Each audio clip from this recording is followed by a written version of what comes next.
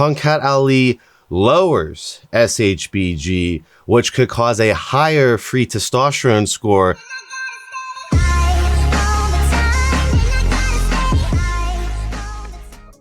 What is up, everyone? It's Russo. I hope everyone is doing well. Today's ASMR sip is 1907. Check out 1907.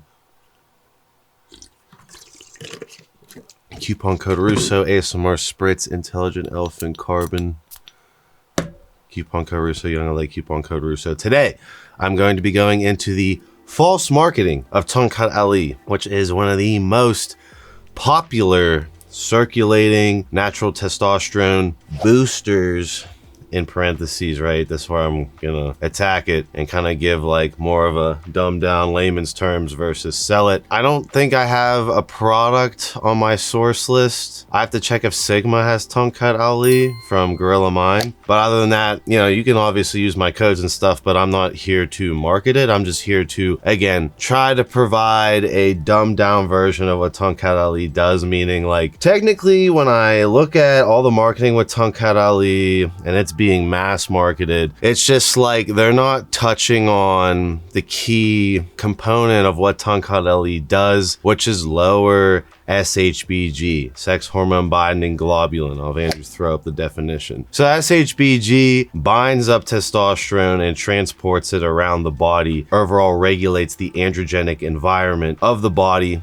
Remember, the more androgenic the environment, the more brain damage, neurodegeneration's occurring, and that there's just androgens binding with shit you don't want them to bind with, like the intestines, and overall SHBG is the fail mechanism to keep that in check. For example, I'll use it in an underground bodybuilding sense. If I were to only inject a gram of testosterone a week, forever, that's it, just normal testosterone cypionate, my body would start freaking out. It'd be like, holy fuck, you know, we want the testosterone level, my HPTA, pituitary in the brain, right? My HPTA would be like, holy fuck, what's going on, right? Why is there so much testosterone floating around that's free? We're gonna skyrocket SHBG and bind it up. And that's where we get into the blood work results. Like when people pull blood work, there's total testosterone and then there's free testosterone. Free testosterone is the testosterone that you feel per se, with the total being the total overall amount circulating in the body that's not all bioactive. Meaning once SHBG binds up the testosterone, it's not bioactive until it unbinds it. So it's transporting and moving around or rendering it useless, trying to regulate the androgenic environment of the body. Where is this pull with Tongkat Ali? Tongkat Ali lowers SHBG, which could cause a higher free testosterone score, which could restore vigor, libido. But is it per se boosting testosterone?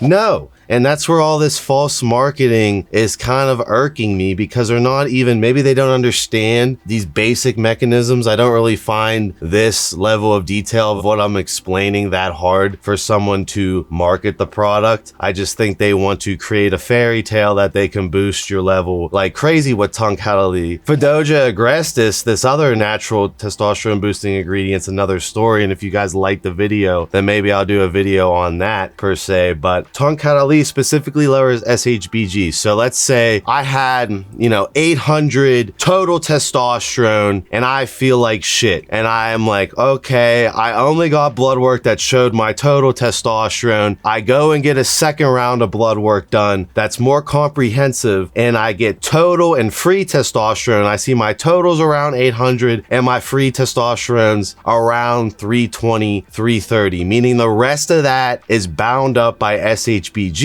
And on my more comprehensive blood work, I'm reading that my SHBG is ultra high. If I would add in Tongkat Ali, I would probably free up 200 to anywhere between 200 to maybe even 400 natural testosterone. Again, depending on the quality of the Tongkat Ali. I believe Indonesian Tongkat Ali by Uberman is apparently the touted best version of this, you know, natural derivative that is the most bioavailable. That's what I'm saying. If you had and got blood work done and you had an 800 testosterone score and you had 690 free testosterone, Tongkat Ali is not going to make you feel any different. It's not going to really boost your number any higher. Again, Fedoja agrestis is something else, but Tongkat Ali specifically, your SHBG is already low, meaning if this SHBG number on your blood work is high, Tongkat Ali can nuke it down to free up more testosterone that you would feel, that would help your libido, vigor, and drive, because the free testosterone is what you feel.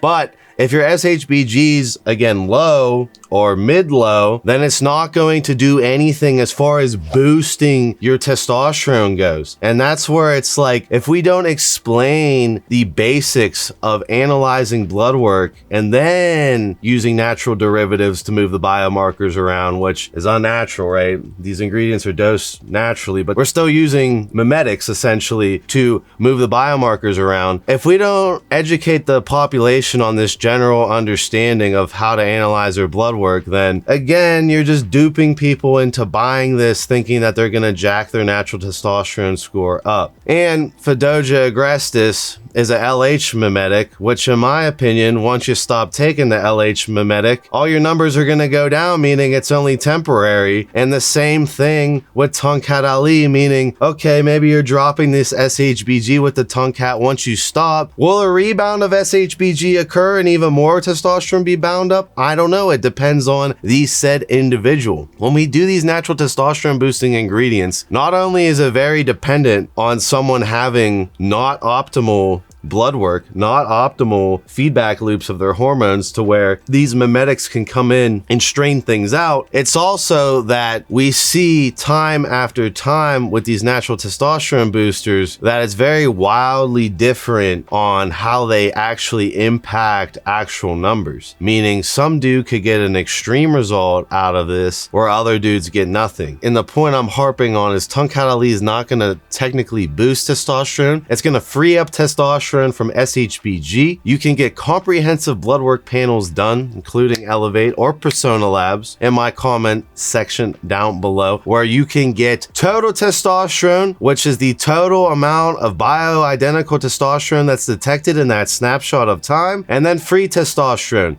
meaning this is all the testosterone that is bioactive and not bound up by SHBG, sex hormone binding globulin, which is the transporter and the regulator of the androgenic environment of the body. If SHBG is overactive high, it's going to bind up a bunch of your total testosterone. Thus, you will only feel the free testosterone that's bioactive. Thus, if you had high SHBG and lowered it, right? You lowered it, you freed up more of your own total testosterone into free testosterone again, then you would have an improvement in libido, drive, vigor, function. You would feel the testosterone boosting effects, and Tongkat Ali is a natural way to lower SHBG. If SHBG is already low or mid-low or normal, then is Tongkat Ali really gonna make that much of a difference for the price of it?